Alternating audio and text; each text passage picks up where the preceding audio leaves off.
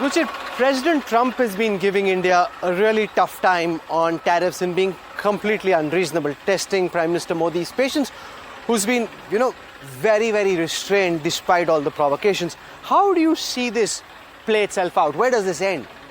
Well, I think that what India has to do here is to sort of also look a bit inward and see as to how we are doing on trade. Because if there's one thing which I can say here is that, yes, Trump and his tariff agenda is very difficult for any rational person to support.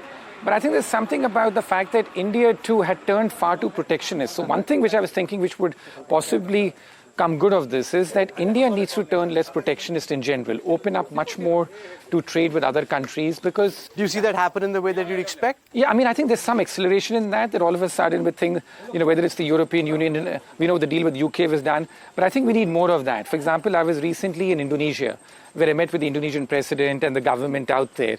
And one thing that they were telling me was the fact that we want to do much more with India, but we find it still very difficult to deal with India, as a trading partner. Now, why should a country like Indonesia feel that way? So I think that, yes, in terms of the fact that Trump's agenda and the tariff stuff is something which is hard to support. But I think India just needs to look at it that what have we been doing on trade in the last few years? How do we become a more open economy? And why? And whether it's countries like Indonesia or other things, that even with these countries who don't really have an agenda against us, how do we improve our relations with them on the trade front? We're seeing some progress on that, as I said, with UK, EU. I would love to see much more of that done.